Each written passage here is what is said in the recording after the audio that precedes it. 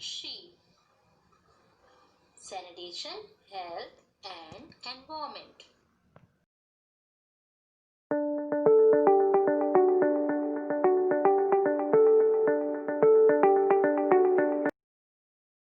Hello, health sanitary inspector students. What will be your learning outcomes during full course? आज का हमारा topic है कि आप पूरे साल के दौरान क्या क्या नया सीखेंगे as a health sanitary inspector students. इस चित्र के माध्यम से आप समझ पा रहे होंगे कि आज का हमारा टॉपिक स्वच्छता से संबंधित है।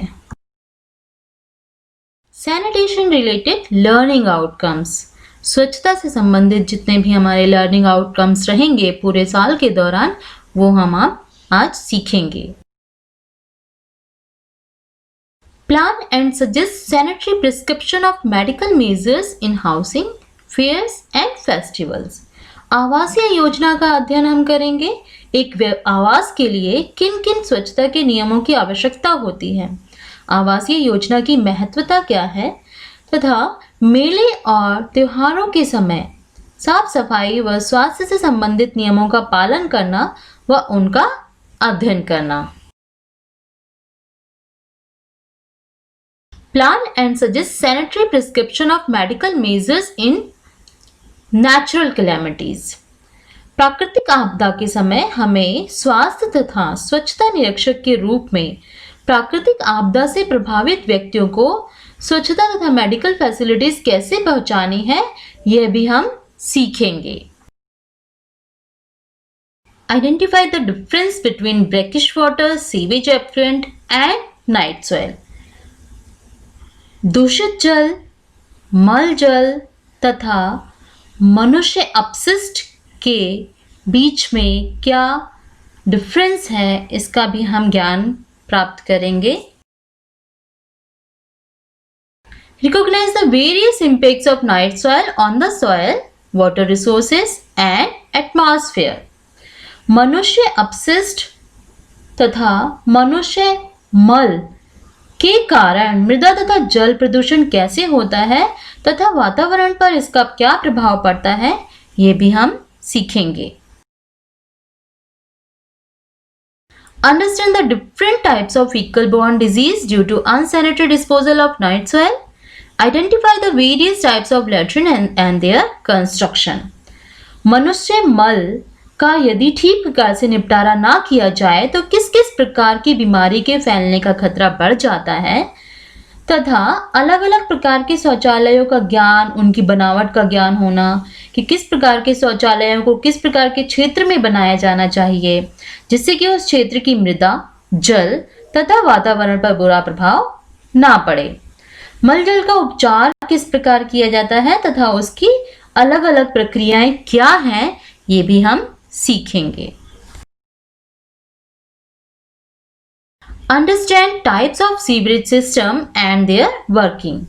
भूमिगत नाली प्रणाली को बनाने के विभिन्न तरीकों का अध्ययन हम करेंगे तथा वह प्रणाली कैसे कार्य करती है ये भी हम सीखेंगे। Identify the sewage treatment plant. मल जल उपचार संयंत्र का पूर्ण ज्ञान व उसकी कार्य प्रणाली का हम अध्ययन करेंगे।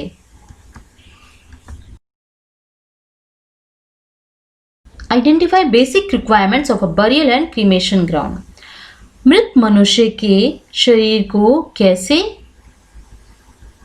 व्यवस्थित किया जाएगा अर्थात उसका निपटारा कैसे किया जाएगा, उसकी बेसिक रिक्वायरमेंट्स क्या रहेंगी, क्या आवश्यकता रहेंगी ये भी हम सीखेंगे। Identify disinfection and sterilization process in hospitals. Identify and use insect circles and disinfections. कीटाणु शोधन तथा विसंक्रमण की विभिन्न प्रक्रियाओं का तथा उनके प्रकारों का हम अध्ययन करेंगे। अस्पतालों में बीमारियों से बचाव के लिए डिसइंफेक्शन एंड स्टेरिलाइजेशन कैसे तथा कहाँ-कहाँ किया जाना चाहिए ये भी हम पढ़ेंगे। Identify and use insect circles and disinfection. कीटाणु शोधन तथा फतिंगों इत्यादियों को मारने के लिए प्रयोग किए जाने वाले रसायनों का अध्ययन हम करेंगे। Distinguish techniques of sterilization and disinfection of various articles. कीटाणु शोधन तथा विसंक्रमण की विभिन्न प्रक्रियाएं कैसे अलग अलग हैं, अलग अलग तरीके के जो हमारे आर्टिकल्स हैं उनको हम कैसे डिसइंफेक्ट करेंगे, ये भी हम तकनीक सीखेंगे। Identify different parts of spraying equipments and their operations and maintenance of spraying equipments.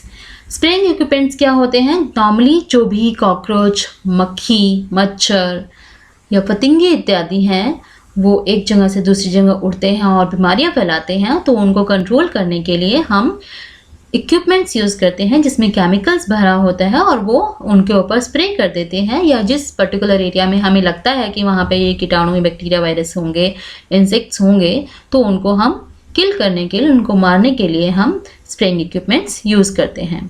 तो उनका ऑपरेशन कैसे किया जाना चाहिए, उनकी वर्किंग प्रणाली क्या है, उनको कैसे मेंटेन किया जाता है, ये भी हम सीखेंगे।